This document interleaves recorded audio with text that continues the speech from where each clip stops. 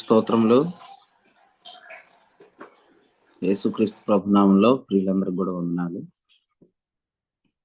కూడికి నడిపిస్తున్న ప్రియులు సతీష్ అన్న కూడా వందనాలు. సేవకులందరూ కూడా వందనాలు తెలియజేస్తున్నారు. ప్రభువుకు స్తోత్రం చెల్లిస్తున్నాం. తెస్సలోనికీయులకు రాసిన మొదటి పత్రికలో 2వ అధ్యాయం నుంచి దేవుని వాక్యాన్ని చదువుకున్నాం, ధ్యానం చేద్దాం. మరి ఇదేనో మృతుల్లో నుండి లేచిన కీర్తన రికార్డింగ్ ఉంది ఏలూరులో, ప్రార్థన చేయండి. అలాగే ఒకేసారి అక్కడే షూటింగ్ కూడా ఉంటుంది కాబట్టి ఆ కీర్తన రికార్డింగ్ కొరకు ప్రార్థన చేయండి. నిన్నటి దినం నల్లజర్లలో మరి మందిరానికి పునాది వేయటానికి ప్రభు కృప చూపించాడు. అది 30వ తేదీ కల్లా రెడీ అవుతుంది మందిరం కూడా. కాబట్టి జరుగుతున్న కార్యాలన్నిటిని బట్టి ప్రభుని స్తుతిస్తూ ప్రార్థన చేయమని ప్రేమతో తెలియచేస్తున్నాను. తెస్సలోనికీయులకు రాసిన మొదటి పత్రిక 2వ అధ్యాయంలో మనం చదువుకున్న వాక్యంలో నుంచి మొదటి వచనం, సహోదరులారా, మీ యొద్ద మా ప్రవేశం వ్యర్థం కాలేదు.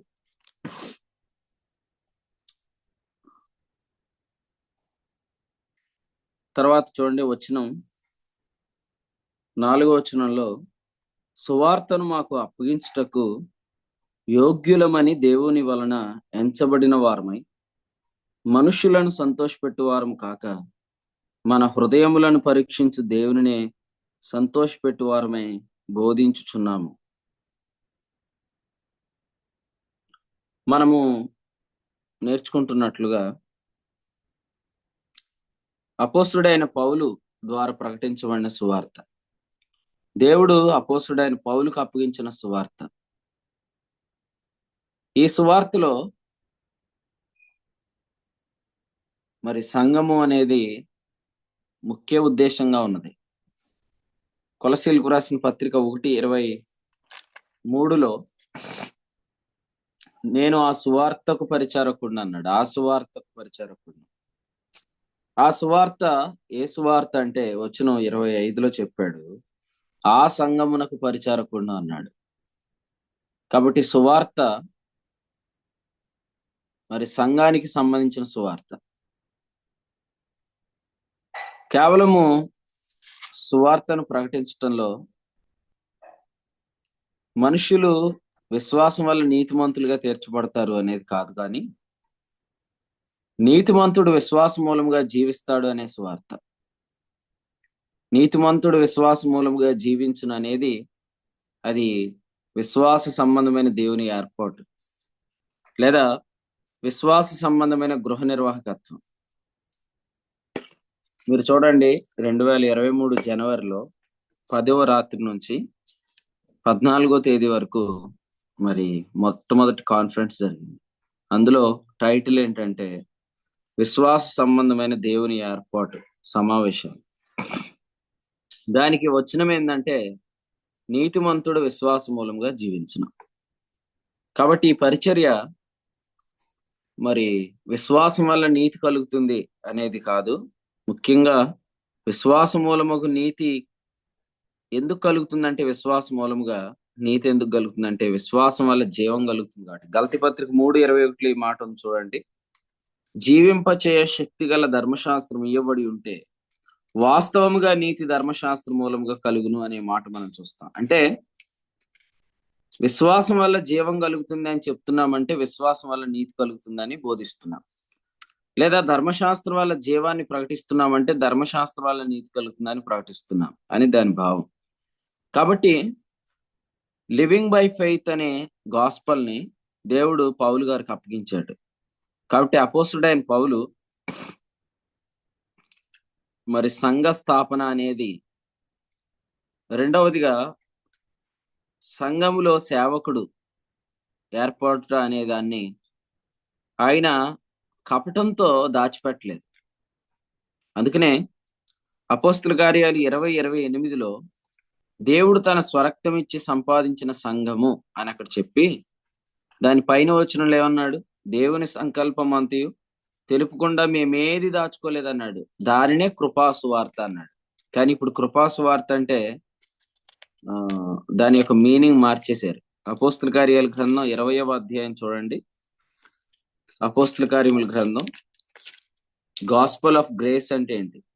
అపోస్తుల కార్యాల గ్రంథం 20వ అధ్యాయం 28లో దేవుడు తన స్వరక్తం ఇచ్చి సంపాదించిన తన సంఘం, ఈ సంఘాన్ని 27లో చెప్తున్నాడు, దేవుని సంకల్పం అన్నాడు. దేవుని సంకల్పం అంతయు మీకు తెలుపకుండా దాచలేదంటే, ఫర్ ఎగ్జాంపుల్ విశ్వాస మూలముగా జీవించడం అనేది దాస్తే సంఘం యొక్క ఏర్పాటును దాచినట్టే.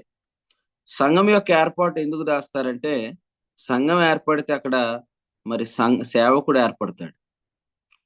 సో సేవకుడు ఏర్పడకూడదు, సంఘం ఏర్పడకూడదు. అలా ఏర్పడితే మరి వారందరూ కూడా మరలా ఆ స్థలంలో సంఘంగా ఉంటారు, కానీ వారిని ఈడ్చుకొని వెళ్ళాలన్నా, మరి వారిని మూసివేసి వెంట తీసుకొని పోవాలన్నా కుదరదు అన్నమాట. అందుకనే తర్వాత వచ్చిన అంటాడు, వంకర మాటలు పలుకు మనుషులు శిష్యులను ఈడ్చుకొని వెళ్ళిపోతారు తమ వెంట. గలతీ పత్రిక 4:15లో కూడా మనం చాలాసార్లు వింటాం, వారు మీ మేలు కోరి మిమ్మల్ని ఆసక్తి వెంటాడు వారు కారు. 17వ వచనం, మీరే తమ్మును వెంటాడవాలని మిమ్మల్ని బయటకి త్రోసివేయగోరుచున్నారు. ఒక సహవాసంలో నుండి, సంఘముగా కూడుట్లో నుండి మరి వ్యక్తులను బయటికి తీసుకెళ్ళిపోతారు. సో చూడండి,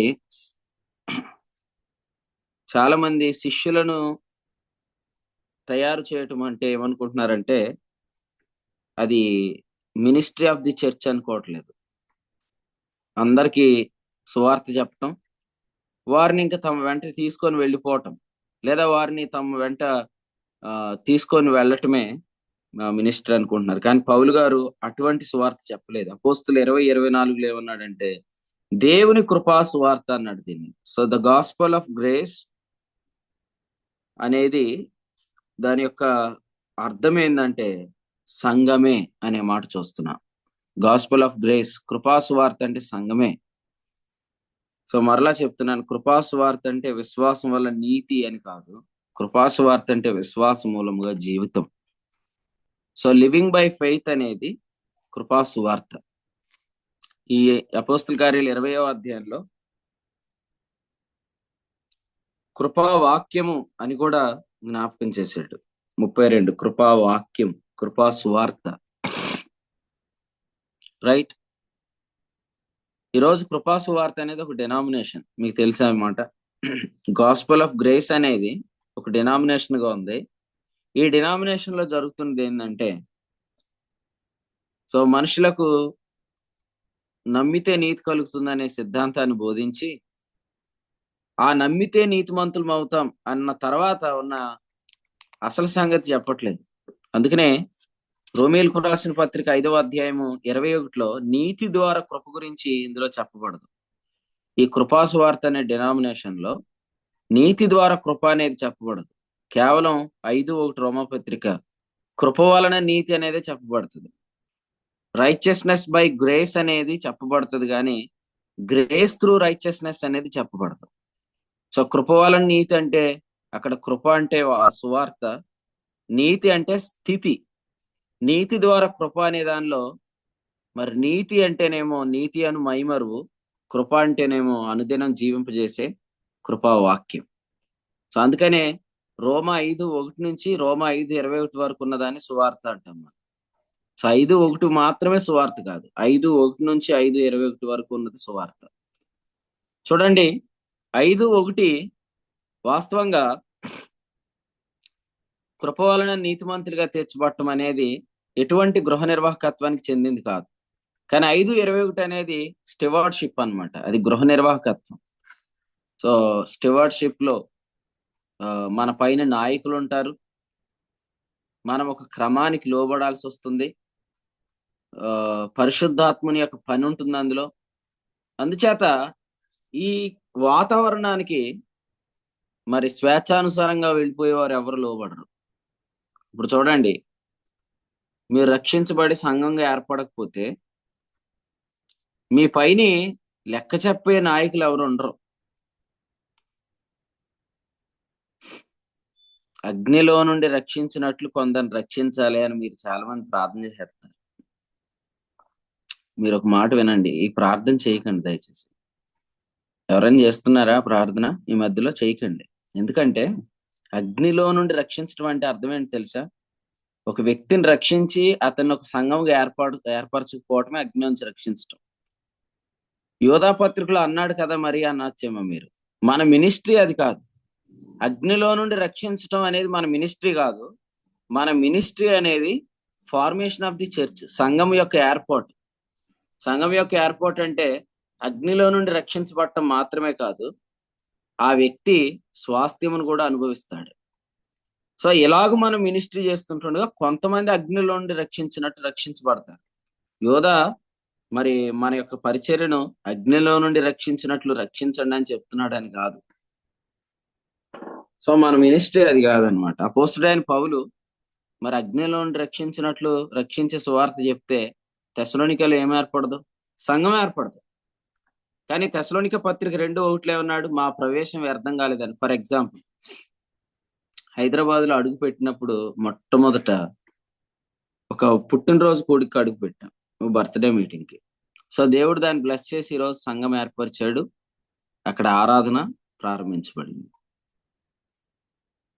మీరు ఆలోచన చేయండి.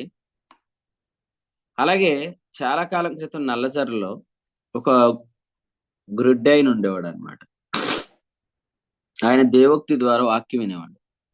సో ఆయన ఇన్వైట్ చేస్తూ ఉండేవాడు. ఒకసారి మాత్రం వెళ్ళటం జరిగింది అక్కడికి. సో అక్కడ వాక్యం చెప్పినప్పుడు నల్లజర్లలో కాలు పెట్టిన తర్వాత ప్రభు ఇప్పుడు అక్కడ సంఘం ఏర్పరిచాడు, ఆ తర్వాత ఇప్పుడు మందిరం కూడా నిర్మాణం జరుగుతుంది. అలాగూ మా ప్రవేశం వ్యర్థం కాలేదు అంటే మనం అడుగుపెట్టిన ప్రతి స్థలంలో సంఘాలు ఏర్పడాలి. మనం అడుగుపెట్టిన ప్రతి స్థలాల్లో సంఘం ఏర్పడటమే అపోస్తుడైన పౌలుకు దేవుడు అప్పగించిన సువార్త. అందుచేత అపోస్తుల కార్యాల గ్రంథంలో మన పైన లెక్క చెప్పగలిగిన నాయకులు ఉన్నారు అనే మాట చూస్తున్నాం. చూడండి ఎవరిని పిలిపించాడు పౌలు గారు ఈ మాటలు చెప్తున్నప్పుడు. 20వ అధ్యాయం వచనం 18, తన యొద్దకు లేదా మిలేతు నుండి ఎఫెసునకు వర్తమానం పంపి సంఘపు పెద్దలను పిలిపించాడు. 17వ వచనం, సంఘ పెద్దలను పిలిపించాడు. వారు సంఘం మీద అధ్యక్షులుగా పరిశుద్ధాత్మ చేత నియమించబడ్డారు. 28వ వచనం. ఇప్పుడు చూడండి, మన మినిస్ట్రీలో రక్షించబడిన వారు అందరూ కూడా సంఘం అనే వ్యవస్థకు ఏర్పరచబడకపోతే వారు ఏం చేస్తున్నారు, వారు ఎలా ఉన్నారు, వారు పరిశుద్ధంగా ఉంటున్నారా లేదా వారు తప్పిపోతున్నారా, ఈ వివరాలు ఏవి కూడా ఎవరికి తెలియదు. అందుకనే రక్షించబడిన వారు బైబిల్ కాలేజీల్లో జాయిన్ అవటం కాదు, రక్షించబడిన వారు సంఘముగా ఏర్పడటం అనేది పౌలుకు దేవుడు అప్పగించిన సువార్త. సో సంఘ పెద్దలు ఉన్నారు, వారు ఏం చేస్తున్నారు? 20వ అధ్యాయం చూడండి, వచనం 28 చదవండి. 20, 28. దేవుడు తన స్వరక్తమిచ్చి సంపాదించిన తన సంఘమును కాయుటకు పరిశుద్ధాత్మ మిమ్మల్ని దేనియందు అధ్యక్షులనుగా ఉంచెను. ఆ యావత్తు మందను గూర్చియు మీ మట్టుకు మిమ్మల్ని గూర్చియు జాగ్రత్తగా ఉండుడి. సో ఇక్కడ అధ్యక్షులు అన్నాడు. అధ్యక్షులు అంటే వీళ్ళు ఏం చేస్తారు? ఆ మందను విచారిస్తారనమాట. సో అందుచేత ఆదామును దేవుడు సృజించిన తర్వాత ఎక్కడ పెట్టాడు? ఏదైనా వనంలో ఉంచాడు. అలాగే క్రొత్తగా జన్మించిన ప్రతి విశ్వాసిని కూడా దేవుడు సంఘంలో ఉంచుతున్నాడు. సో సంఘమే దేవుని యొక్క సంకల్పం తప్ప బైబిల్ కాలేజ్ దేవుని సంకల్పం కాదు. అయితే మనం వాక్యం నేర్చుకోవడానికి బైబిల్ కాలేజీలు అవసరమే. కానీ ఆ బైబిల్ కాలేజీలో సంఘం యొక్క ప్రాముఖ్యతను తొలగించకూడదు. సో ఈ వాక్యాలు మీరు అర్థం చేసుకోండి. చాలా మంది సంఘానికి సేవకుడికి విరోధమైన సిద్ధాంతాల్లో బ్రతుకుతున్నారు. సో వాళ్ళు ఏమంటారంటే ఈ సేవ చేయటం అంతా కూడా ఇదంతా కూడా ఒక బిజినెస్ అని అంటారనమాట. సో అలా అనుకుంటే మరి అపోస్తుడైన పౌలు కూడా చేసిన బిజినెస్ ఏనా? అది కాదు. ఇక్కడ సంఘము సేవకుడు అనేది అపోస్తుడైన పౌలు చెప్పిన బోధ. అందుకని అన్నాడు 3వ వచనంలో, మా బోధ కపటమైనది కాదు అన్నాడు. ఎందుకంటే ఒకవేళ సంఘము ఏర్పడటం అనేది సువార్తలో భాగం కాకపోతే, పౌలు సువార్త కాకపోతే, అందులో కపటం ఉంది. ఆ కపటం ఏంటంటే 5వ వచనం, ధనాపేక్షను కప్పిపెట్టి వేషం. సంఘం ఏర్పడింది, ఒక సేవకుడు ఏర్పడ్డాడు అనుకోండి. సో అక్కడ సంఘము, అక్కడ సేవకుడు ఉన్నాడు కాబట్టి, సో ఆ సంఘము ద్వారా సేవకుడు పోషించబడతాడు. అలా కాకుండా సంఘం ఏర్పడటం అనేది మరి ఉద్దేశం కాకపోతే, ఎక్కడికి వెళ్తే అక్కడ అందరినీ శిష్యులుగా తయారు చేసి వారందరినీ ఒకే వ్యక్తి మరి తన వెంట ఈడ్చుకొని వెళ్ళిపోవటం అనే ఒక వ్యవస్థను చేస్తే అది ధనాపేక్షను కప్పిపెట్టి వేషం అవుతుంది. కానీ అది చేయలేదు. అది మా బోధ కాదు అని చెప్పాడు. మున్ముందుకు మనం ఎలా ప్రవర్తిస్తాం అనేది దేవుడికి బాగా తెలుసు. గుర్తుపెట్టుకోండి, కొన్నిసార్లు మనము ముందుకు ఇలా చేద్దామని ప్లాన్ తో కొన్ని కంపెనీస్ లో జాయిన్ అవుతాం. కాబట్టి కంపెనీ కి సంబంధించిన ఓనర్స్ కి మనకు ఆ విషయాలు తెలియదు. చాలా మంది వీడియోలు ఆన్ చేసుకోలేదు. సతీష్ అన్న, హనోక్ గారు, రిక్వెస్ట్ అడిగిన వాళ్ళు తప్ప ఎప్పుడు మిగిలిన వాళ్ళు ఉంచొద్దని చెప్తున్నా మీకు. తెస్సలోనికీయులకు రాసిన పత్రికలో, ఎందుకంటే మీరు అలా చేయటం వల్ల ఒక రోజు మానేసి ఒక రోజు జాయిన్ అయ్యే వాళ్ళందరూ సంఖ్య పెరుగుతుంది. క్రమశిక్షణ లేదు చాలా మందిలో. మీదే లోపం. తెస్సలోనికీయులకు రాసిన పత్రికలో మనం చూస్తున్నాం చూడండి. ముందుకు మనం ఎలా ప్రవర్తిస్తాం దేవుడికి బాగా తెలుసు. ఒక కంపెనీలో జాయిన్ అయినప్పుడు ముందు ఏం చేస్తాం అనేది కంపెనీకి తెలియకపోవచ్చు, కానీ మన ప్రభువుకు తెలుసు.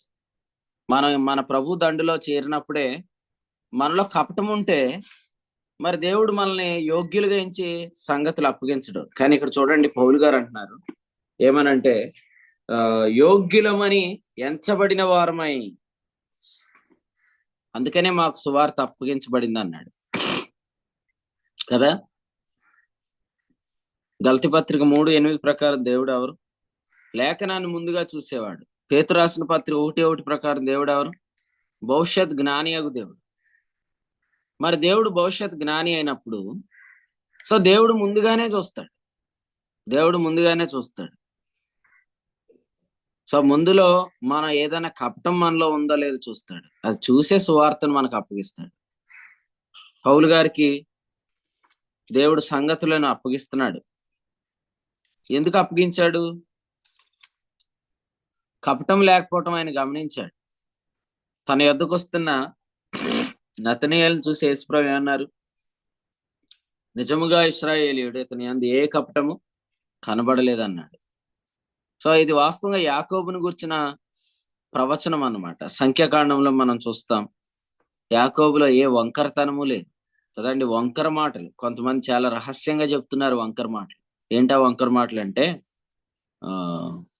ఒక చర్చ ఏర్పడితే ఇక్కడ ఒక సేవకుడు ఏర్పడతాడు, ఆ సేవకుడికి సంఘాన్ని అప్పగించాలి.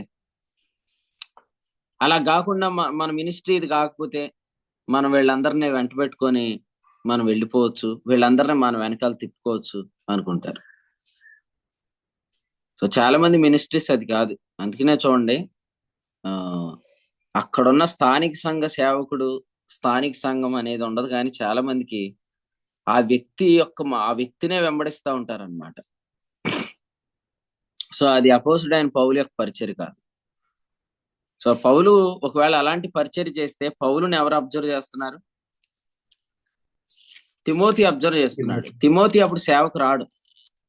తిమోతి సేవకు వచ్చాడా రాలేదా?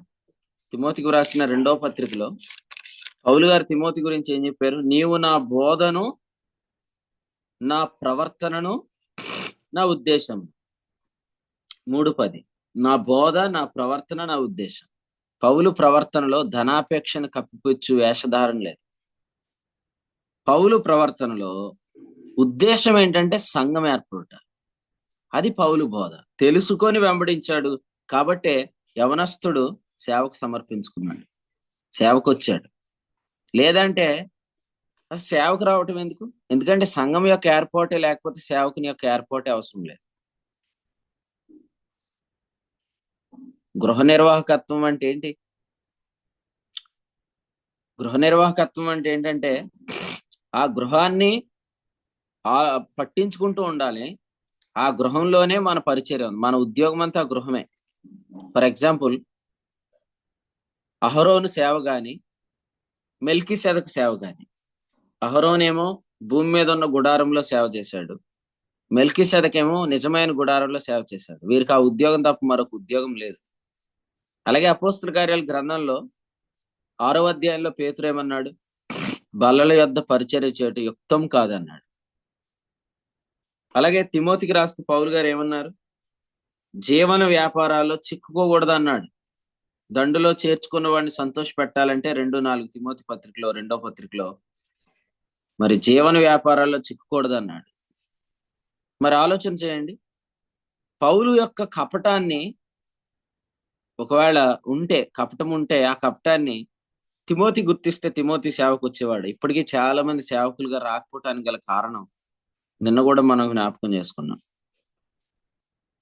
ఒకవేళ ఈ పరిచర్య నమ్మదగింది కాకపోతే, యోగ్యమైంది కాకపోతే, ఈ బోధ కపటమైంది అయితే, ఈ పాటికి చాలా మంది సేవకులు ఉద్యోగం చేసుకుంటూనే సేవ చేద్దరు. అంటే సేవకులుగా యథార్థంగా చేస్తున్న వారు కూడా మరలా ఏదో ఒక బిజినెస్ చేసేద్దరు. కానీ వాళ్ళు మరలా ఏ వాళ్ళ పట్టుకోకుండా ఉన్నారంటే కారణం మరి బోధ కపటం లేని బోధ. అలాగే కొంతమంది వలలు విడిచిపెట్టడానికి ఇష్టపడుతున్నారు. కొంతమంది మనుషులని పట్టుటకు వారు తమను తాము సమర్పించుకుంటున్నారు. కాబట్టి ఏ బోధ పౌలు ప్రకటించాడు, ఏ ప్రవర్తనతో పౌలు బ్రతికాడు, అలాగే ఏ ఉద్దేశం పౌలులో ఉంది తెలుసుకొని వెంబడించాడు అపోస్తుడైన పౌలును తిమోతి అన్నమాట. కాబట్టి తిమోతి ఎవరు అంటే, తిమోతి మరి ఒక మంచి ఉపదేశకుడు కాదు, తిమోతి ఒక మంచి సేవకుడు. అందుకనే తిమోతిని పౌలు గారు దైవజనుడా అని సంబోధించారు. అలాగే తిమోతితో ఏం చెప్పారంటే 2వ పత్రిక 2వ అధ్యాయం వచనం 26లో ప్రభు యొక్క దాసుడు అనే విషయాన్ని కూడా చెప్పారు. ప్రభు యొక్క దాసుడు. సో ఇదన్నమాట. సో మీకు ఒకటి చెప్తాను. అసలు నేను మొన్న డిసెంబర్ 16 మాట చెప్పాను. మీలో చాలా మంది ఆశ్చర్యపోతున్నారు, చాలా మంది ఆనందిస్తున్నారు, చాలా మంది సంతోషిస్తున్నారు. కానీ దీని అంతటి గల కారణము దేవుడు గాస్పల్ యొక్క బ్లూ ప్రింట్ మనకు అప్పగించాడు అని మనం విన్నాం. సో ఆ బ్లూ ప్రింట్ ప్రభు మనకి ఎందుకు అప్పగించి ఉంటాడు అనేది ఇప్పుడు ఆలోచించండి. పౌలు చెప్తున్నాడు ఏమనంటే, మేము యోగ్యులమని, కపటం లేని వారమని, లేదా వంకరతనం లేని వారమని, వంకర మాటలు చెప్పని వారమని ఎరిగి దేవుడు సువార్త మాకు అప్పగించాడు. ఓ విధంగా చెప్పాలంటే తిమోతికి పత్రికలో దీన్ని ఏమన్నాడంటే, శ్రీమంతుడగు దేవుడు అప్పగించిన మహిమగల సువార్త అన్నాడు 8వ వచనం. అంటే శ్రీమంతుడు ఇచ్చినట్టే కదా. సో ఎంత ఆస్తి ఇచ్చినట్టు ఇప్పుడు. నేను ఒకసారి ఆలోచన చేయండి. ఒక మందిరానికి పునాది పడిందంటే అక్కడ కొన్ని లక్షల విలువ కలిగిన పని జరుగుతుంది భవిష్యత్తులో కదా. అలాగే నేను అక్కడ ఉండగానే భానుశ్రీని ఫోన్ చేసి మనం మీటింగ్స్ బయట కూడా ఏర్పాటు చేద్దాం, అంటే లోపల హాల్లోనే కాదు బయట కూడా పెడదాం అన్నారు. 5 రోజులు మీటింగ్లు ఓపెన్ ఎయిర్ లో పెడితే ఒక రోజు ఓపెన్ ఎయిర్ మీటింగ్కే 70,000 అయింది. 5 రోజులు లెక్క పెట్టండి. అంటే దేవుడు ఎన్ని లక్షల రూపాయలు మనకు నమ్మకంతో అప్పగిస్తున్నాడు. అందుకనే శ్రీమంతుడగు దేవుడు అప్పగించిన సువార్త అన్నాడు. ఒక రూపాయి పని కూడా మనం చేయలేని చేతకాని వాళ్ళం, రూపాయి పని కూడా చేయలేని చేతకాని వాళ్ళం. కానీ దేవుడు శ్రీమంతుడగు దేవుడు అప్పగిస్తున్న సువార్త. ఇప్పుడు ఎవరైనా ఈ హాలిడేస్ వస్తే ఏం చేస్తారు? వాళ్ళకి ఉన్న సొమ్మునంతా కూడా ఎక్కడో ఖర్చు పెట్టి ఎంజాయ్ చేస్తారు ట్రిప్స్ ని. కానీ అందరు రిజర్వేషన్ చేసుకొని వస్తున్నారంటే దాని అర్థం ఏంటి? శ్రీమంతుడగు దేవుడు అప్పగించిన సువార్త. ఇక మీరు ఆలోచన చేయండి, ఈ సాంగ్స్ కానీ లేకపోతే వస్తున్న వర్తమానాలు కానీ వస్తున్న పుస్తకాలు కానీ జరుగుతున్న కార్యాలు కానీ ఈ మీరు లెక్క పెడితే మన తాతలు మన ముత్తాతలు ఇచ్చిన ఆస్తులేం కాదు. ఇది శ్రీమంతుడగు దేవుడు అప్పగించిన సువార్త. సో అంత ఐశ్వర్యం ఉంది ఇందులో. గలతీయులకు కొలసీ పత్రిక 2వ అధ్యాయంలో 2వ వచనం నుంచి మాట్లాడుతూ గ్రహింపు యొక్క సకల ఐశ్వర్యం అని చెప్పాడు. కాబట్టి ఎంత ఐశ్వర్యాన్ని మరి దేవుడు అప్పగిస్తున్నాడంటే ఎంత యోగ్యులుగా నిన్ను ఎంచాడు. నిన్ను ఎంత యోగ్యుడిగా ఎంచితే ఎంచాడు. మనకు అసలు ఎవరైనా ఓ 10 రూపాయలు ఇస్తారండి? మన మొహం చూసి మన తాతల మొహం చూసి ఓ 10 రూపాయలు ఎవరైనా ఇస్తారా? ఖచ్చితంగా కాదు. దేవుడు యోగ్యులుగా ఎంచి అప్పగిస్తున్న సువార్త. ఈ సువార్తలో పౌలు గారు చెప్తున్నాడు శ్రీమంతుడగు దేవుడు అప్పగించిన సువార్త. అందుకనే ఎఫెసీ పత్రిక 3వ అధ్యాయం 8-11 వచనాలు అంటాడు, అడుగుజాడలు పట్టని అసత్యము గాని ఐశ్వర్యం అంటాడు దీన్ని. అంటే అసలు మీరు దాన్ని శోధించొద్దు అంటాడు. మీరు శోధించలేరు. కొన్నిసార్లు ఎంత ఐశ్వర్యం ప్రకటించబడుతున్నా కొంతమంది దాన్ని ఇంకా సిల్లీ క్వశ్చన్స్ తో శోధిస్తూ ఉంటారన్నమాట. కొంతమంది ప్రవర్తన శోధించడమే. నేను సేవకు వస్తే నా పోషణ ఎలాగా అనేవాళ్ళు అందరూ ఎవరోళ్ళు అంటే ఇంత ఐశ్వర్యాన్ని ఇచ్చిన తర్వాత కూడా ప్రభువుని శోధిస్తారు. కూర్చొని లెక్క పెట్టుకోండి, అన్న వస్త్రములు కలిగి తృప్తి పొందితే చాలు అనే పౌలు చెప్పాడు. కాబట్టి మీకు ఎన్ని జతల బట్టలు అవసరం అయితే సో ప్లేట్ మీల్స్ కింద లెక్క పెట్టండి. మీరు చనిపోయేదాకా మీ పిల్లలకి మీకు ఎంత ఆహారం అవసరం అవుతుంది లెక్క పెట్టండి. అన్న వస్త్రములు చాలు అన్నాడు కదా, అలా లెక్క పెట్టండి ఎంత వస్తుంది. ఈ రోజు మనకు అప్పగించిన సువార్త యొక్క ఐశ్వర్యం ఎంత, మీ పోషణ కొరకై అవసరమైన అవసరత ఎంత. సో మించింది దేవుడు మనకి ఇచ్చాడు. అయినా కూడా కపటం, ఈ కొద్ది కాలంలో ఏదో చేసేయాలని కపటం, ఎక్కడో పట్టేసుకోవాలి ఏదో చేయాలనుకుంటారు. ఆలోచన చేయండి. పిసినితనం అనేది చాలా ప్రమాదం. మీరు గుర్తుపెట్టుకోండి. పిసినితనం అనేది ఉంటే ఖచ్చితంగా యెషయా గ్రంథం 61వ అధ్యాయంకి వెళ్ళి మీరు హితవత్సరంలో ఉన్న విడుదలను మీరు కోరుకోండి. ప్రభువా వచ్చే సీజన్ లో నాకు ధనాపేక్ష నుంచి విడుదల కలిగించని కోరుకోండి. పిసినారితనం అనేది చాలా ప్రమాదం. అన్నిటికీ ఖర్చు పెడతారు కదా. మీటింగ్స్కి వచ్చినప్పటికి ఏం చేస్తారు అంటే, నేను ఇప్పుడు మీటింగులు కానుకలు ఇచ్చే విషయం గురించి చెప్పట్లేదు, రిజర్వేషన్స్ కూడా చేసుకోవట్లేదు కొంతమంది. ఎందుకంటే చాలా లెక్కలు ఆలోచించేస్తారు. నేను ఇలా అడుగుతాను, మరి ధనాపేక్ష అనే విగ్రహారాధన నువ్వు చేస్తున్నావు కదా, మరి ధనాపేక్ష అనే విగ్రహారాధన నువ్వు చేస్తున్నావు అంటే నువ్వు ధనం యొక్క ఆధీనంలో ఉన్నావు. పౌలు గారు అన్నాడు ధనాపేక్షను కప్పిపెట్టు, వేషధారణ ఎంత మాత్రం వినియోగించలేదు. ఒక ఆయన ఉండేవాడు లేండి, ఇప్పుడు లేడు. ఎలా ఉంటదంటే బైబిల్లో ప్రకటన గ్రంథంలో నేను చెప్పిన మాటలు ఎలాగో ఉంటాయి. ప్రకటన గ్రంథంలో ఏముందంటే ఒకడు ఉండేవాడు ఇప్పుడు లేడు అనే మాట ఉంది చూడండి, అలాగే ఉంది ఇది కూడా. 10వ వచనం 17:10 ఒకడున్నాడు కడమవాడు ఇంకా రాలేదు అనే మాట, వాడు ఇప్పుడు లేడు అన్నమాట అన్నట్టు ఉంటది. అలాగే ఒక ఆయన ఉండేవాడు అనమాట, దొరికితే అందరి నెత్తి మీద చేయెట్టేస్తాడు. మీరు మీటింగ్లు ఎట్టండి నేను స్పాన్సర్ చేస్తాను అంటాడు. మీటింగ్లు ఎట్టిన తర్వాత అయ్యి అందలేదు ఇయ్యి అందలేదు అనేవాడు. మన సేవ చేయాలి, పరిచయం చేయాలి, అంత చేయాలి ఎంత చేయాలి అని చెప్పి అక్కడికి వెళ్ళి ఇక్కడికి వెళ్ళి కానుకలు అడిగేవాడు. సో అలాంటి వాళ్ళు చాలా మంది ఉన్నారు, నెత్తి మీద చేయటేస్తారు. సో అటువంటి బీజం మీలో ఎవరిలానో ఉందేమో. ఖచ్చితంగా తెలుసుకోండి, ధనాపేక్ష సమస్త కీడులకు మూలం. గుర్తుపెట్టుకోండి. ఎందుకంటే ఈ ధనం చేత ఏలబడితే మీరు ఏ కీడైనా చేసేస్తారు.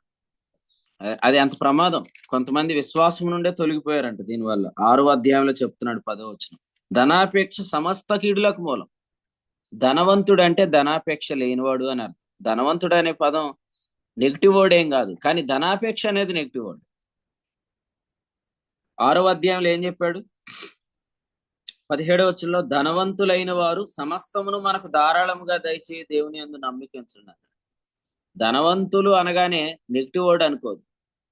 బైబిల్లో నెగిటివ్ వర్డ్ గా ధనవంతులు చెప్పాడంటే అది ధనాపేక్ష గలవారు అని అర్థం. ధనాపేక్షలో ధనం వెళ్తది, ధనవంతులు ధనాన్ని వెళ్తారు. చాలా తేడా ఉంటుంది. ధనవంతులుగా ఉండాలి. ఎంత ఐశ్వర్యవంతులుగా చేశాడు, కూర్చొని ఆలోచించేయండి. నేను మొన్న కూడా చెప్పాను, నిన్నే కదా చెప్పాను, 4 దినములు అయిన తర్వాత ఒక డెడ్ బాడీని పట్టుకొని ఏ హాస్పిటల్కి తిరగగలం మనం? కానీ ప్రభు చూడండి, మన వ్యక్తిగత జీవితాల్లో ఎండిపోయిన ఎముకలు లాంటి జీవితాలను ఆయన మరలా ఆయన ఉజ్జీవింప చేశాడు. యెషయా మొద్దు నుండి చిగురు పుట్టింది అన్నాడు యెషయా గ్రంథంలో కదండి. 11 అంకురం ఎదిగి ఫలించింది. జకర్యా గ్రంథంలో అంటాడు చిగురను ఒకడు కలడు, అతడు యెహోవా ఆలయం కడతాడు అన్నాడు. ప్రకటన గ్రంథం 5వ అధ్యాయంలో అన్నాడు దావీదుకు చిగురైన యేసుక్రీస్తు అన్నాడు. నిజంగా మొద్దు లాంటి మన జీవితాల్లోంచి మరలా చిగిర్చే అంకురం ఎదిగి ఫలించే కృపనిచ్చాడు. ఒకప్పటికి మన జీవితాలు క్లోజ్ అయిపోవాలి, కానీ దేవుడు మరలా చిగురును కలిగించాడు. ఎక్కడ దొరుకుతుందండి చిగురు? ఈ ప్రపంచంలో ఎన్నో మొద్దులు ఉన్నాయి, కానీ మన మొద్దులో నుంచి మనకు చిగురిచ్చాడు. మరి ఎంత ధనవంతులుగా దేవుడు నన్ను చేశాడు, నిన్ను చేశాడు. అయినా కూడా చూడండి, ఒక 500 రూపాయలు ఖర్చు పడుతుందంటే ఎన్ని లెక్కలేసి 500 మళ్ళీ ఎట్లా రాబట్టాలా అని లెక్కలేస్తారు కొంతమంది. కపటం. కొంతమంది అంటారు అన్న మొన్న మీరు నాకు ఇవ్వాలి కదా, అందులో చేర్చేసుకోండి అంటారు. ఎంత కపటం! ఇంత కపటంతో నువ్వు ఉన్నప్పుడు నిన్ను నమ్మి దేవుడు ఏం అప్పగిస్తాడు? కొంతమందిని దేవుడు సేవకి పిలవకపోవటానికి గల ముఖ్య కారణం ఏంటంటే వాళ్ళ కపటం దేవుడికి ముందే తెలుసు. అప్పగించట్లేదు సంగతులు అంటే అర్థం ఏంటంటే నీ కపటం. నేను ఎలాగ మిమ్మల్ని ఎవరిని కూడా ఈ ఉదయం నిరాశపరచట్లేదు, కానీ విడుదల కోరుకోండి, బయటకు వచ్చేస్తారు మీరు, అందులోంచి చాలా ఫ్రీగా బ్రతుకుతారు. మీ అంతటి మీరు ఖచ్చితంగా రాలేరు. ఎంత పెద్ద అనారోగ్యమైనా కూడా హితవత్సరం ప్రకటించబడితే నువ్వు బయటకు వచ్చేస్తావు. ఏం లేదు, మీరేమి రోగం ఎలా తగ్గాలని పెద్దగా ఆలోచిస్తారు. ఆయన ఒక క్షణంలో దాన్ని లేకుండా చేయగలడు. ఉన్న వాటిని లేనట్లుగా చేయగలడు, లేని వాటిని ఉన్నట్లుగా పిలవగలడు. దేవుడు పిలిస్తే ఎంత ఎటువంటి భయంకరమైన దుర్వాసనతో కూడిన రోగాలైనా కూడా ప్రభు నేను బయటకు తీసుకొస్తాడు. అలాగే ధనాపేక్ష కూడా బయటికి రావాలి. ధనాపేక్ష గలవారు మన ఫెలోషిప్ లో ఉండకూడదు. యేసు ప్రభు నామంలో మీ సాక్ష్యాలు పోగొట్టుకోవద్దండి, ఎందుకంటే మీ సాక్ష్యము ఇలా ఉంటే చాలా ప్రమాదం. రేపొద్దుట మీరు ఇక్కడ కాదు, చాలా మంది దగ్గర తెలిసిపోతారు, ఈయన చాలా ధనాపేక్ష గలవాడండి, ఓ రూపాయి కూడా ఖర్చు పెట్టడు, అందరిని ఎత్తి మీద చేయట్టెత్తున్నాడు అని చెప్తారు మీ గురించి. సో అలాగే మీరు ఉండకూడదు, ఎందుకంటే మనం ఖర్చు పడాలి కదా, ఖర్చు మనం పెట్టాలి. సో అలాగ ప్రభు సహాయం చేస్తాడు. నా తండ్రి యొద్ద ఏముంది? కూలివాండ్రకు అన్నం సమృద్ధిగా ఉంది అన్నాడు. బోయాజు పొలంలో పొలం వారు ఎలా కోసారు? అసలు పొలం ఎలా కోయమన్నాడు యూదుల్ని తెలుసా దేవుడు? నువ్వు పొలం కోసేటప్పుడు పరదేశుల కొరకు పరిగేరుకోవటానికి దాన్ని కొయ్యి, దాన్ని ఉంచు, పిసినోడిలాగా మొత్తం మొదలు కొయ్యకండి, లేదా మొత్తం కొయ్యకండి అని చెప్పాడు దేవుడు. దాన్ని పరదేశుల కొరకు, అలాగే విధవరాండ్ర కొరకు, ఇంకా చెప్పాలంటే దిక్కులేని వారి కొరకు దాన్ని వదిలిపెట్టమని చెప్పాడు. బోయాజు పొలంలో పరదేశి అయిన రూతుకు, విధవరాండ్రు అనే అనుభవంలో ఉన్న నయోమి రూతుకు ఉపకారం చేశాడు బోయాజు. మరి అసలు నిజంగా బోయాజు ఆ ఉపకారం చేయకపోతే బోయాజు జీవితంలో ఒక నమ్మకమైన, యథార్థమైన, ఒక శ్రేష్టమైన వ్యక్తి వచ్చేదే కాదు. దేవుడు ఆ స్త్రీని ఆయనకు అప్పగించాడు, ఎందుకంటే అతడు యోగ్యుడు కాబట్టి. పౌలుకు దేవుడు ఆ సువార్తను అప్పగించాడు, అతడు యోగ్యుడు కాబట్టి. ఏమి లేవన్నా, ప్రస్తుతం చాలా కష్టంగా ఉంది, నేను అందుకే మీటింగ్స్కి రావట్లేదంటే ఎవరైనా ఏమంటారు? నేను చెప్పినట్టు 4 చేతులేసి రిజర్వేషన్ చేస్తారు. నువ్వు పక్షవాయువు రోగం కలిగినోడువా? నిన్ను మొయ్యాలా? నువ్వు మోసుకొని రావాల్సిన బదులుగా నిన్ను మోసుకొని రావటం ఏంటి సోదరుడా, సోదరి? ప్రతి ఒక్కళ్ళు ఏమా రిజర్వేషన్ అయిందా, మీటింగ్స్ ఉన్నాయి కదంటే కొంచెం టైట్ గా ఉందా. ఏం టైట్ ఉందిరా? ఆలోచన చేయండి. ఆస్తిపరులే, కానీ ధనాపేక్షతో ఇబ్బంది పడిపోతున్నారు. మీ రేషన్ లెక్కలు మేము వేసుంటే ఉం, చింతపల్లి అన్నిసార్లు తిరిగేవాళ్ళమే కాదు.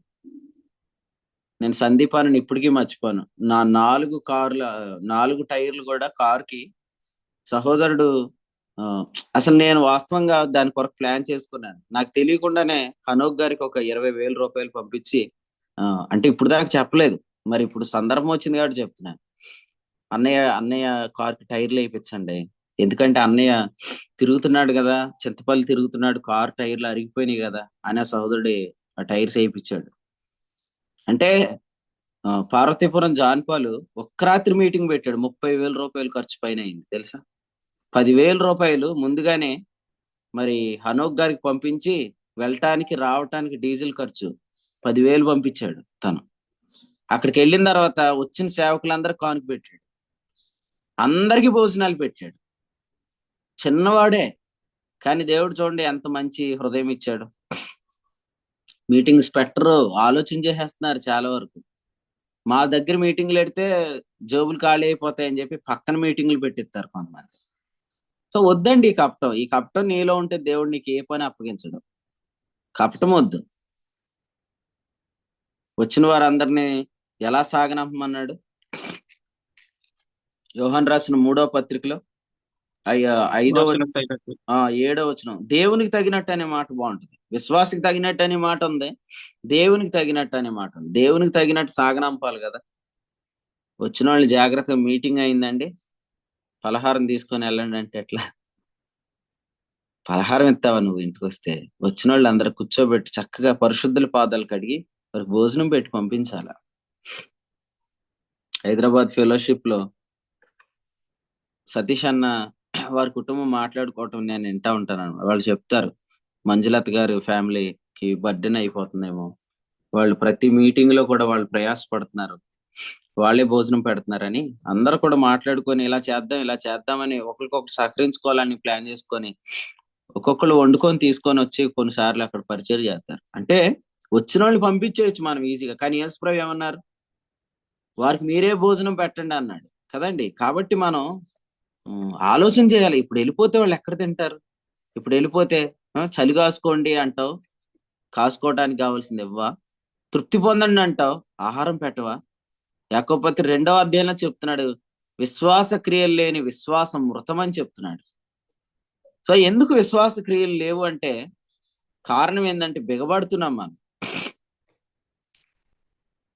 ఉండి కూడా చాలా మంది ఇవ్వాల్సిన వారికి ఇవ్వకుండా మనం బిగబడుతున్నాం. యాకోబు పత్రికలో చెప్పాడు, మరి ఆ కూలి మొర్ర పెడుతుందని చెప్తున్నాడు. యాకోబు పత్రికలో చెప్పాడు లేదా మాట? సో ఆలోచన చేయండి. 5వ అధ్యాయంలో 4వ వచనం, మోసముగా బిగబట్టిన కూలి. అన్యాయం చేయవానికి ఏం జరుగుతుంది? అన్యాయం చేసేవానికి ఏం జరుగుతుంది? కొలసి పత్రిక 3:20 చదవండి. తాను చేసిన అన్యాయం కొలది మరలా లభిస్తుంది కదండి. అల్లుడుకు తగిన మామీ దొరికాడు ఎవరికి? యాకోబుకి. మనోడే అందరిని ముంచేస్తాడంటే మనోడిని ముంచే బ్యాచ్ మనోడికి దొరికారు. కొంతమందికి అలాంటి అల్లుళ్ళే వస్తారు, ఎందుకంటే బాగా పిసినారోడికి ఎవరు వస్తారు? వాళ్ళే వస్తారు, సరిపోద్ది. అప్పుడు మనకు పాఠాలు నేర్పించే వాళ్ళు వస్తారు. అందరిని మోసం చేసుకుంటూ వెళ్ళిపోయాడు. ఏం చేశారు? ఫైనల్ గా అయ్యగారినే మోసం చేశారు, దెబ్బకు పారిపోయి వచ్చాడు అక్కడి నుంచి. అమ్మోయ్, నాకంటే వీళ్ళు PhD చదివారు రా బాబు అని వచ్చేసాడు. అంతే, మనం కూడా అంతే. రేపు పొద్దుట 2 చేతులు ఎత్తేస్తాం, నన్ను మించాడు రా బాబు వీడు అనుకుంటాం. కాబట్టి ఆ లెక్కలొద్దు.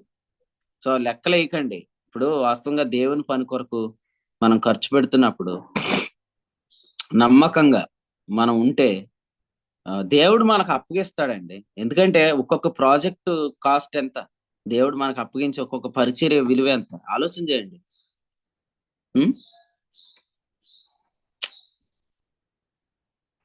ఎంత కపటం అసలే కొంతమంది. చూడండి ఇక్కడ తెస్సలోనిక పత్రికలు ఏమన్నాడు? 2వ అధ్యాయం 4వ వచనం, దేవుణ్ణి సంతోష పెట్టాలన్నాడు, మనుషులను సంతోష పెట్టకూడదు, దేవుని సంతోష పెట్టాలన్నాడు. జనవరిలో మీటింగ్స్ పెట్టారనమాట, దేవుని సంతోష పెట్టాలని. ఎవరు? మన సహోదరులే మన దగ్గర నుంచి వెళ్ళి కలిసి పరిచర్య సిద్ధాంతాలు వేరైనా ఇప్పుడు మొత్తం అందరూ కలిసి మీటింగ్ పెట్టారు. అందులో టైటిల్ ఏంటంటే దేవుని సంతోషపరచాలి. మరి దేవుని సంతోషపరచాలంటే ఇప్పుడు స్పీకర్స్ అందరి పేర్లు ఇనీషియల్ పేర్లు వేయాలి కదా. ఒకళ్ళ పేరు ఎందుకు తెలుగులో మొత్తం పేరు రాశారు? అంటే కడలి సత్యనారాయణ అని రాయకూడదు, ఏం రాయాలి? కె సత్యనారాయణ అని రాయాలి కదా. మరి కడలేని ఎందుకు రాశారంటే క్యాస్ట్ తెలియపరచడానికి. మరి ఇంక దేవుని ఏం సంతోషపరుస్తారు? చూడండి, అందరికి ఇనీషియల్ నేమ్స్ రాసి ఈయన ఫలానా కులానికి చెందినవాడు అని చెప్పడానికి ఆయన పేరు రాసి ఇంత కపటం వాడి మరి కార్యక్రమాలు చేసేవాళ్ళు దేవుని సంతోషపెట్టాలంటే ఎట్లా చెప్పండి? మా వాడు ఒకడు ఇక్కడ నలిగిపోతున్నాడు ఆల్రెడీ. ఆయన అక్కడ మధ్యలో వేశారు తీసుకెళ్ళి. వాడికి ఏం జరుగుతుందో వాళ్ళకి తెలియదు, మాకు తెలుసు. ఎంత కపటం వీళ్ళలో చూడండి. దేవుని సంతోష పెట్టేవాళ్ళు ఎలా ఉంటారంటే ఎటువంటి కపటం లేకుండా ఉంటారు. వారిని దేవుడు యోగ్యులుగా ఎంచి వారికి సంగతులు అప్పగిస్తాడు. సంగతులు అంటే రాత్రి కూడా మనం విన్నాం, పేతురు పత్రిక 1:11-12 సంగతులు అంటే కార్యాలే. కరీంనగర్ కార్యక్రమం కాదు, అది కరీంనగర్ కార్యం. ఆలోచన చేయండి. తెలంగాణలో పరిచర్య చేయటం అనేది కష్టం. ఎస్, నిజమే, కష్టమే. కానీ కృపనిస్తే దేవుడు మన కొరకు సమస్తాన్ని మేలు కొరకే సమకూర్చి జరిగిస్తాడు. రోమపత్రిక 8:20. అసలు మీరు ఇలా అంటారేమో, అసలు అన్న కష్టం కష్టం అంటారు. తెలంగాణ హెడ్ క్వార్టర్నే దేవుడు అప్పగించాడు కదండి. మరి తెలంగాణ ఎందుకు అప్పగించడం? నీవు నమ్మిన ఎడల దేవుని మహిమను చూస్తావు. ఆశీష్ ఉన్నాడా? జాయిన్ అయ్యాడా? లేదా? జాయిన్ అయ్యాడా? ఆశీష్ ఇక్కడికి వచ్చిన ప్రతిసారి అక్కడికి వెళ్ళేవాడు అనమాట. ఆదిలాబాద్ వెళ్ళి అన్నవాళ్ళు అంత పరిచయం చేస్తున్నారు, మనం ఏం చేయట్లేదు, మనం ఏదో సండే గ్యాదర్ అయిపోతున్నాం, బుధవారం గ్యాదర్ అయిపోతున్నాం. సో మనం బయటికి వెళ్ళి ఏ మినిస్ట్రీ చేయట్లేదంటే ఆ సదరు వ్యక్తి అనేవాడు అనమాట. అస్తమాట ఏమనంటే ఆంధ్రాలో ఎవడన్నా పని చేస్తాడు, తెలంగాణలో పని చేయాలనేవాడు. భానుశ్రీ అన్న ఫోన్ చేసి నన్ను ప్రశ్న అడిగాడు, ఆ సేవకుడిని నేను వాడుకోనా, మా ప్రాంతాల్లో పరిచయం చేయనంటే వెంటనే నేను నో అన్నానే ఎస్ అన్నాను. వెంటనే ఎస్ అని చెప్పాను. ప్రభు కృపను బట్టి కరీంనగర్ వచ్చి వాడబడ్డాడు చాలా చక్కగా. తర్వాత హైదరాబాద్ లో కూడా ఒక సహోదరి ఉందన్నమాట. ఆ సహోదరి దగ్గరికి కూడా పంపించేవాళ్ళం. అంటే మన చేతకాని వాళ్ళమే కానీ దేవుడు మనకు చాలా పరిచర్లు ఇస్తాడు యథార్థంగా నమ్మకంగా ఉంటే. కానీ ఇప్పుడు దేవుడు తెలంగాణలో చాలా పరిచర్య మీకు ఇవ్వాలి. తెలంగాణ ప్రాంతంలో నిజంగా పరిచర్య చాలా కష్టమే, కానీ యోగ్యులుగా ఎంచితే దేవుడు ఇస్తాడు ఖచ్చితంగా. సో మే నెల కాన్ఫరెన్స్ కానీ ఈ సంవత్సరం కాన్ఫరెన్సెస్ అన్ని కూడా దేవుడు మరి ఎక్కడికైతే మనము రీచ్ అవ్వలేకపోతున్నామో ఆ స్థలాల్లో జరిగించి అక్కడ అనేక ఆత్మలను రక్షించి సంఘాలు ఏర్పడి సేవకులు ఏర్పడే పరిస్థితికి దేవుడు తీసుకురావాలి. సో అలాగూ మీరందరూ ప్రార్థన చేయండి. ఎటువంటి కపటం కలిగి ఉండొద్దు. ఎందుకంటే మీరు బాగా బిగబట్టినా కూడా అది కీడుకే కారణమైంది. ధనాపేక్ష సమస్తమైన కీడులకే కారణమైంది. మాత్రమే కాదు, ధనాపేక్ష నష్టంలో ముంచివేస్తుందని రాశాడు తిమోతి పత్రికలో. ఏమన్నాడు? నష్టంలో ముంచివేస్తుంది. కానీ దైవ భక్తి 6:6 గొప్ప లాభ సాధన. మీరు చూడండి, ధనాన్ని మీరు పరిపాలన చేస్తున్నప్పుడు మీరు గొప్ప లాభం చూస్తారు. నష్టపోవాలని వ్యాపారం చేద్దామా, లాభం పొందాలని వ్యాపారం చేద్దాం? నష్టపోవాలంటే ధనాపేక్ష, లాభం పొందాలంటే దైవభక్తి. కాబట్టి మీరు ఖచ్చితంగా లాభాలు చూడాలి, నష్టపోకూడదు.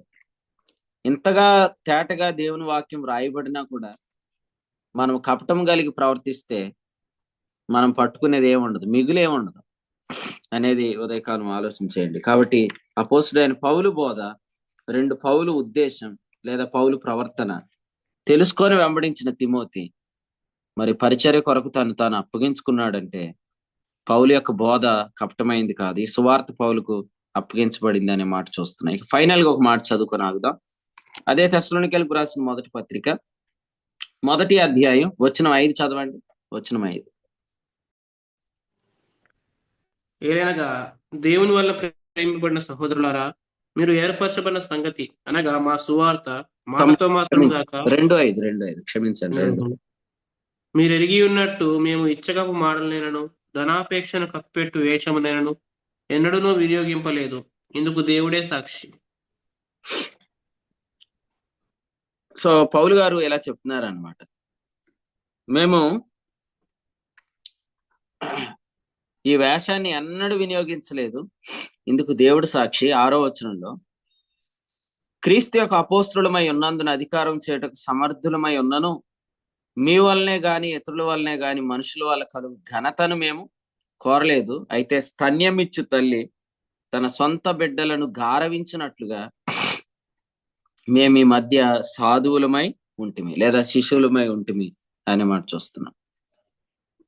పరిచర్యకి వెళ్ళినప్పుడు వారి మధ్యలో మనం ఉన్నప్పుడు అక్కడ ఏది ఉంటే దాంతో అడ్జస్ట్ అవ్వాలన్నమాట.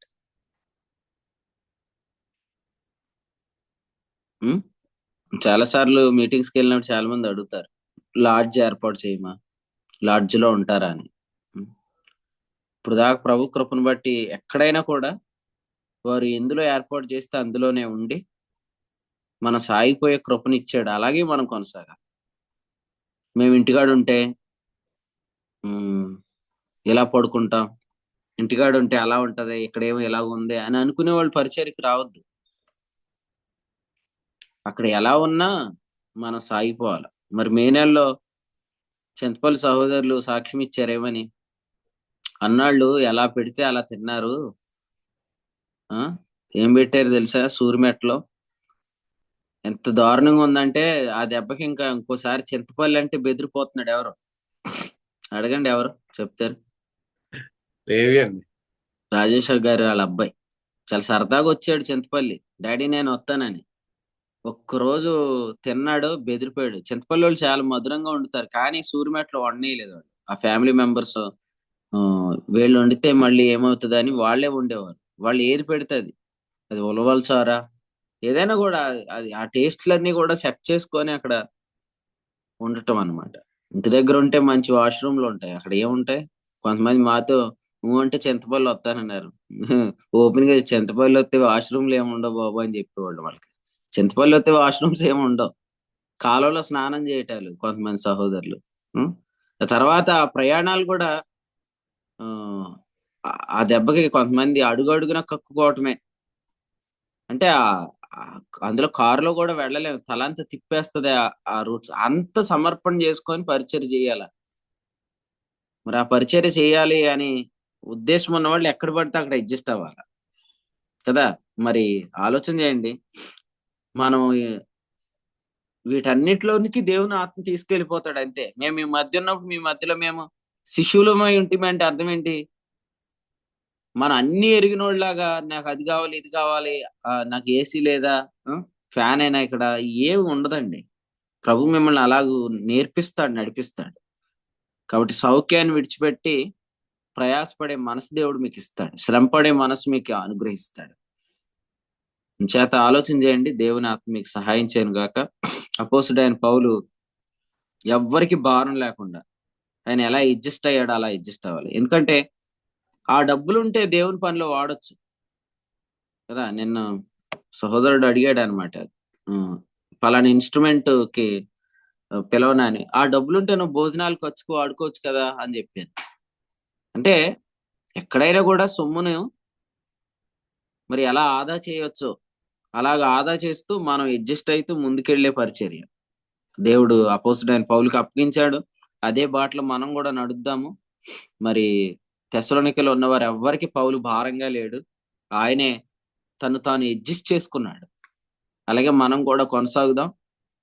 ఈ విధంగా ప్రభు సహాయం చేయను గాక. ఒకవేళ మనం కొన్నిసార్లు ఎవరినైనా వెంట పెట్టుకొని వెళ్తే వీళ్ళు అక్కడ సమస్తాన్ని కోరుకుంటున్నారంటే వాళ్ళని మళ్ళీ తీసుకెళ్లొద్దు. ఒకసారి తీసుకెళ్ళినప్పుడు మనకు అర్థమైపోయిన తర్వాత అట్టివారిని వెంట పెట్టుకొని వెళ్ళటం యుక్తం కాదు. కొన్నిసార్లు మనమేం కోరుకోం, మన పక్కన ఉన్న వాళ్ళు కోరుకుంటారు. ఎలీషా కోరుకోలేదు, గేహజీ కోరుకున్నాడు. అలా కొంతమంది ఏమో అది కావాలన్నా ఇది కావాలన్నా అంటారు. ఇంకా అటువంటి వాడిని ఇంకోసారి సేవకు తీసుకెళ్ళకూడదు. సో ఈ విధంగా పరిచర్లో సాగాలి. దేవుని ఆత్మ మీకు నేర్పిస్తాడు. ఇది మనుషుల గొప్పతనాలు కాదు కానీ సువార్త యొక్క గొప్పతనం ఇది. సో సువార్తలో ఈ విధమైన సమర్పణ ఉంటుంది. అటువంటి సమర్పణతో కూడిన జీవితము ప్రభు మీకు అందరికీ దయచేయను గాక. ఈ పరిచర్లో ఎంతో ఖర్చు పెట్టుకొని సహకరిస్తున్న ప్రియమైన సహోదర సహోదరులందరికీ నేను హృదయపూర్వక వందనాలు చెప్తున్నాను. ఖచ్చితంగా ప్రభు నామం బట్టి మీరు చూపిన ప్రేమను మర్చుటకు ఆయన అన్యాస్తుడు కాదు. ఈ సువార్తలో మీరు చేసిన సహకారం కొంచెమైనా దేవుడు ఉభయదేదము గృహం వల్లే మీ గృహాన్ని ఆశీర్వదిస్తాడు. ఎందుకంటే మీరు నమ్మకమైన సేవకు సహకారులుగా ఉన్నారు. అందుచేత మీరు పెట్టిన ప్రతి ఖర్చుకి ప్రభు సహాయం చేస్తాడు. అలాగే బిగబట్టిన వాళ్ళకి కూడా చెప్తున్నాను, మీరు నష్టమే చూస్తారు తప్ప మీకు లాభం అనేది కలగదు. కాబట్టి మీ అంతటి మీరు ఇందులోంచి బయటికి రాలేరు. రోగం ఎంత ప్రమాదమో ధనాపేక్ష అంత ప్రమాదం. అందులోంచి బయటికి రాలేరు. చాలా తెలివిగా ఆలోచన చేసిన యాకోబు ఒక్కడైపోయాడు. కాబట్టి మీ తెలివితేటలు కాదు, ప్రభు ఆశీర్వాదం కావాలి.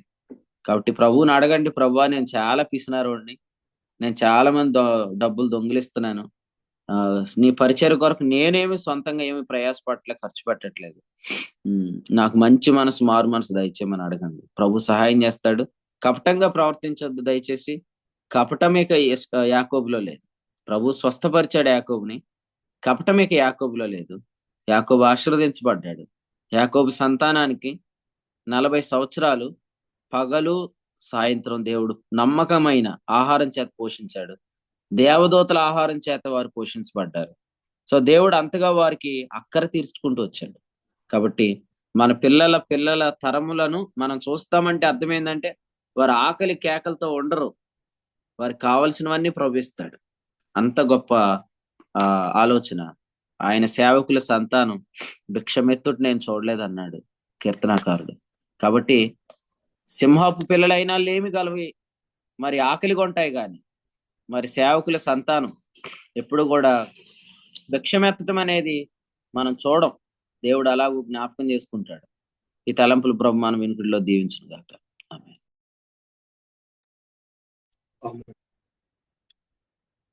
దేవుడిన శ్రేష్టమైన సంగతులని ఉదయకాల సమయంలో మన దేవుని సేవకుల ద్వారా మనకు తెలియజేశారండి. అందుని బట్టి దేవునికి మహిమగంత ప్రభావాలను చెల్లిన గాక. అందించిన దేవుని సేవకులకి కుడి పక్షాన ఉన్నారండి. శ్రీమంతులకు దేవుడు అర్పించిన మహిమగల సువార్తని సువార్త సంఘానికి సంబంధించింది అని చెప్పి మరియు ధనాపేక్ష నష్టంలోనికి మనల్ని తీసుకుని పోతుందని, దైవభక్తి లాభసాధకం అని, విధంగా దేవుని పనిలో నమ్మకంగా ఉంటూ మనం ముందుకు సాగిపోవాలని, సమర్పణతో కూడిన జీవితం ప్రభు మనందరికీ అనుగ్రహించాలి అని చెప్పి ఎవడైనా స్పష్టంగా ఎన్నో శ్రేష్టమైన సంగతుల్ని దేవుని సేవకుల ద్వారా ఎక్కువ కాలం సమయంలో మనకు తెలియజేశారండి. అందుని బట్టి దేవునికి మహిమ గంట ప్రభావం చెల్లిన గాక. గత వారం ఈ వారము అనే పలు ప్రాంతాల్లో దేవునికి మహిమకరంగా కోడికలు జరిగినాయండి. క్రిస్మస్ సందర్భంగా పలు ప్రాంతాల్లో జరిగిన కోడికలను బట్టి, ఆయా ప్రాంతాల్లో దేవుడు ఇచ్చిన ప్రవేశాన్ని బట్టి దేవునికి స్తోత్రాలు చెల్లించుకుంటున్నాము.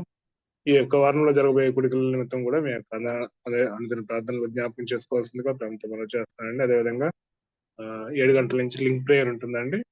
లింక్ ప్రేయర్ లో కరీంనగర్ లో జరగబోయే కాన్ఫరెన్స్ విషయమై అందరూ ప్రార్థనలో జ్ఞాపకం చేసుకోవాల్సిందిగా ప్రాంతం మనం చేస్తున్నారండి. ఈ యొక్క సమయంలో మనము ముగింపు ప్రార్థనతో యొక్క కోడికని ముగించుకుందాము.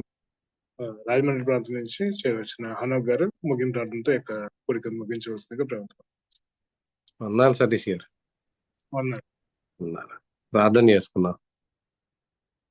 మమ్మల్ని మిక్కిలిగా ప్రేమిస్తున్న ప్రేమైన తండ్రి, మీకు వందనాలు, స్తోత్రాలు తండ్రి. ఈ యొక్క ఉదయకాల మందు మరొకసారి మీ పాదాలు అది చేరు తండ్రి. మీ మాటలు వినడానికి అనుగ్రహించిన శ్రేష్టమైన సమయాన్ని బట్టి వందనాలు, స్తోత్రాలు తండ్రి. నాయన శ్రీమంతుడైనటువంటి దేవుడు నాయన తనకున్నటువంటి సమస్తాన్ని నేను అర్పించి మాకు మనుషులను తన స్వరక్తం ఇచ్చి తండ్రి కొని సంఘంగా ఏర్పరిచి సువార్తను ఆ సంఘం ద్వారా ప్రకటించాలని ఆయన జగదుత్పత్తికి ముందే సంకల్పించిన సంకల్పం ప్రకారం ఏర్పరిచిన సంఘం యొక్క ప్రాముఖ్యత ఎంత ఉన్నతమైందో మీరు తెలియజేశారు తండ్రి. మీకు వందనాలు, స్తోత్రాలు తండ్రి. నాయన మాకు కలిగినటువంటి ప్రవేశం అదేదో మాకు ఉచితంగా కలిగింది, కానీ దానికి వేళ మా ప్రభు అయినటువంటి యేసుక్రీస్తు వారు దేవునికి చెల్లించి తద్వారా మమ్మల్ని అందరినీ మాకున్నటువంటి ప్రతి భారాన్ని నుంచి, ప్రతి పాపాన్ని నుంచి మమ్మల్ని అందరినీ విలువ పెట్టి అమూల్యమైనటువంటి రక్తం ద్వారా మమ్మల్ని కొని ఆయన సంపాదించారు తండ్రి, మీకు వందనాలు.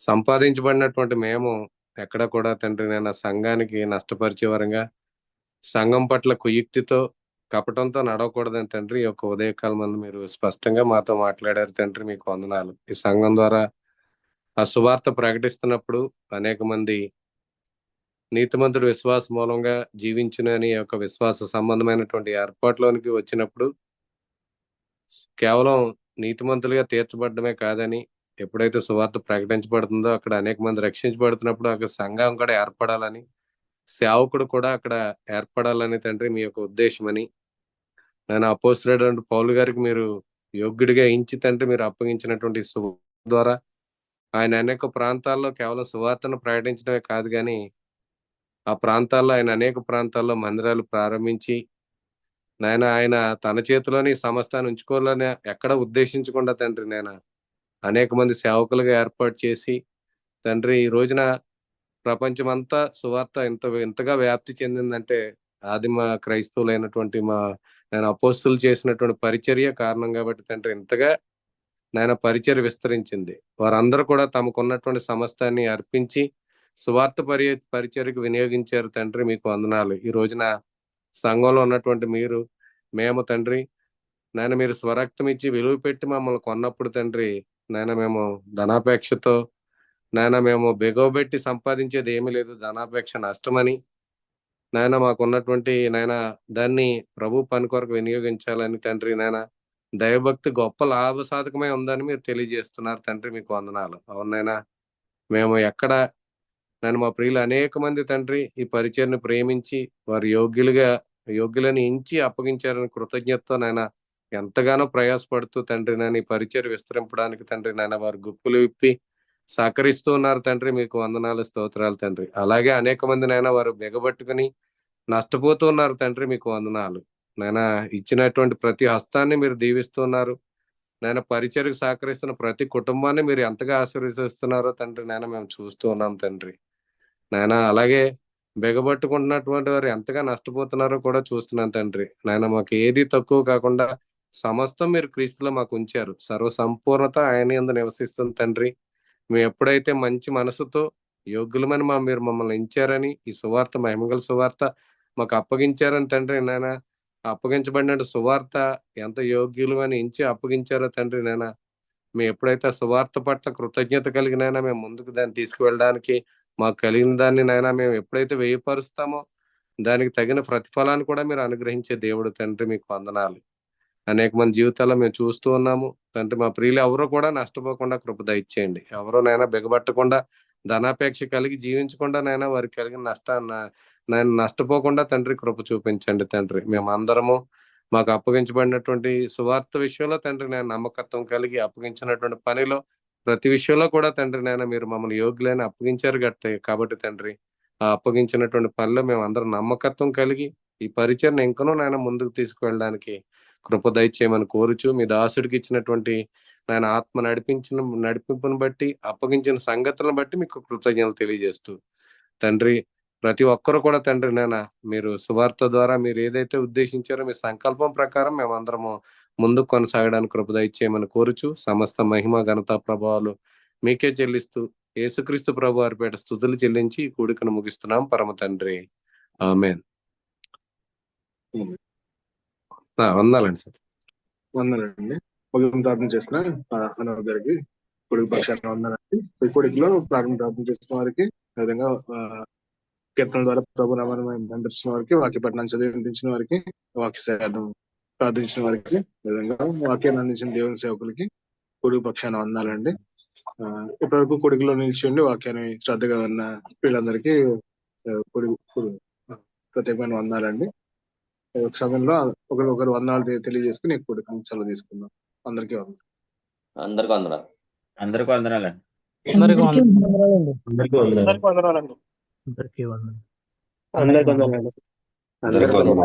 వాక్యం నుంచి దైవ సేవకులు కూడా హృదయపూర్వకం అందరికీ వందనాలండి.